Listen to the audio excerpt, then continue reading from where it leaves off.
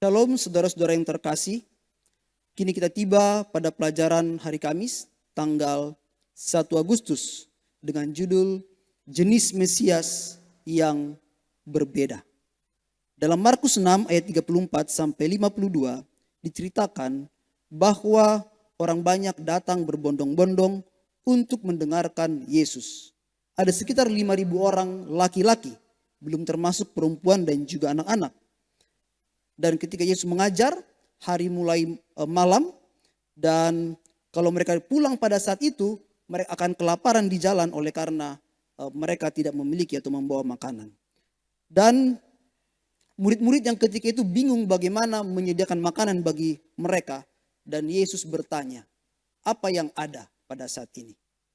Dan didapatilah 5 roti dan 2 ekor ikan.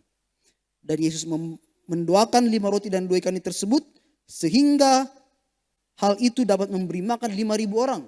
Dan bahkan sisa 12 bakul.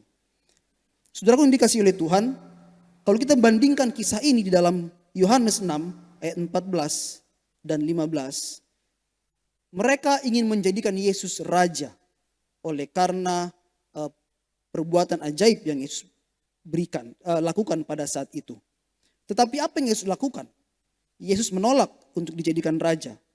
Justru dia naik ke atas bukit dan dia berdoa seorang diri. Dan sementara murid-muridnya meninggalkan dia dengan menggunakan perahu. Nah, saudaraku yang dikasihi oleh Tuhan, kenapa orang pada zaman itu ingin Yesus menjadi seorang raja? Karena mereka mengetahui Yesus adalah Mesias. Dan harapan mereka bahwa Mesias akan datang dan akan mendirikan sebuah kerajaan nasional. Kerajaan Israel. Ya, Yesus akan duduk di tahta Daud dan akan memerintah dan akan menggulingkan pemerintahan Roma. Yang mana selama ini mereka dijajah.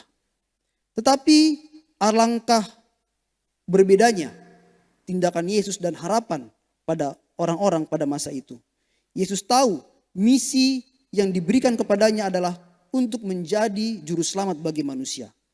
Untuk melepaskan manusia dari belenggu dosa, dari perhambaan dosa, dan dari kematian yang diakibatkan oleh dosa. Hal inilah yang selalu berusaha Yesus tanamkan dan luruskan, yaitu salah pengertian tentang tugas Mesias yang sesungguhnya. Dan hal ini pun saat itu masih mempengaruhi murid-murid. Bahkan murid-murid masih berpikir dan beranggapan bahwa Yesus akan mendirikan kerajaan Israel, ya, dan akan menggulingkan pemerintahan Roma untuk melepaskan mereka dari perbudakan ataupun dari jajahan bangsa Roma. Tapi Yesus berdoa dengan sungguh-sungguh agar supaya misinya yang sesungguhnya, yaitu untuk melepaskan manusia dari dosa, untuk melepaskan manusia dari belenggu dosa, dapat dipahami, dapat diterima oleh manusia. Sehingga manusia memiliki pengharapan yang tadinya binasa, memiliki pengharapan untuk memperoleh keselamatan.